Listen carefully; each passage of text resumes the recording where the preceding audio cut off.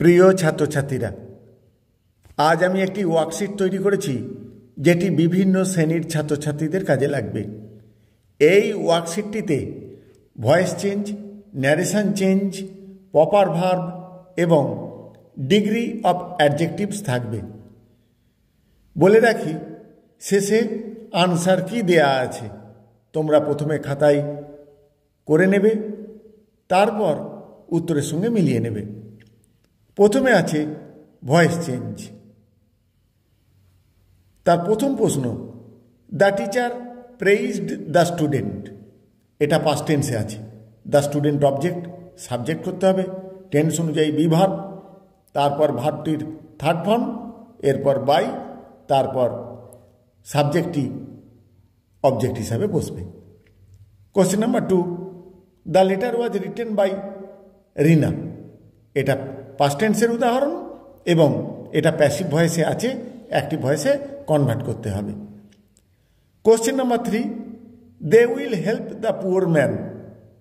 এটা ফিউচার টেন্সের উদাহরণ, সিম্পল ফিউচার টেন্স, যার অবজেক্ট হলো দ্য পুয়ার ম্যান। তারপরে উইল বি বসবে, মূল ভার্বের থার্ড ফর্ম, বাই দে থাকলে দেন। Question number 4, the glass is broken by the boy. এটাও প্যাসিভ ভয়েসে আছে, অ্যাক্টিভ ভয়েসে কনভার্ট করতে হবে। Question number 5, people call Kolkata the city of joy. The city of Joy object, subject করতে হবে, প্রেজেন্ট টেন্সে আছে, সে কারণে ইজ হবে, ভার্বটির থার্ড ফর্ম, এরপর বাই দিয়ে পিপল হবে। এরপর আসছি ন্যারেশন চেঞ্জে।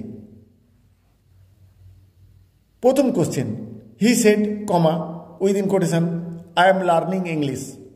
অ্যাসার্টিভ সেন্টেন্সের উদাহরণ। অ্যাসার্টিভ সেন্টেন্সের নিয়ম অনুযায়ী ইনডাইরেক্ট স্পিচ করতে হবে। Question number 7, the girl said that she was very happy. এটা ইনডাইরেক্ট স্পিচে আছে, ডাইরেক্ট স্পিচে নিয়ে যেতে হবে এবং এটি অ্যাসার্টিভ সেন্টেন্সের উদাহরণ। Question number 8, Raju said, comma, within quotation, do you know the answer. এটা ইন্টারোগেটিভ সেন্টেন্সের উদাহরণ। ইন্টারোগেটিভ সেন্টেন্সের নিয়ম অনুযায়ী দুটো পার্টকে ইফ দিয়ে যোগ করতে হবে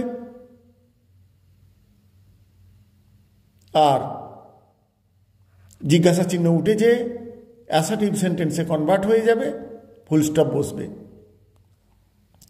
question number C, proper verb, অর্থাৎ fill in the blanks with proper verb. ব্র্যাকেটে ভার্ব দেওয়া রয়েছে, সেন্টেন্স অনুযায়ী তার সঠিক রূপটি লিখতে হবে। প্রথম question, she dash within bracket go to school everyday. Everyday আছে, তাহলে বুঝতে পারা যাচ্ছে যে এটা প্রেজেন্ট টেন্সের উদাহরণ। প্রেজেন্ট টেন্সের অর্থাৎ সিম্পল প্রেজেন্ট টেন্সের নিয়ম অনুযায়ী গো ভার্বটির রূপটি লিখতে হবে। Question number 10, they dash within bracket finish their work yesterday. Yesterday আছে, তাহলে এটা পাস্ট টেন্সের উদাহরণ, সেই অনুযায়ী ভার্বটি লিখতে হবে। Question number 11, the sun dash within bracket rise in the east. এটা ইউনিভার্সাল ট্রুথ, অর্থাৎ নিত্য সত্য, সুতরাং ভার্বের টেন্সের পরিবর্তন হবে না, প্রেজেন্ট টেন্সই থাকবে।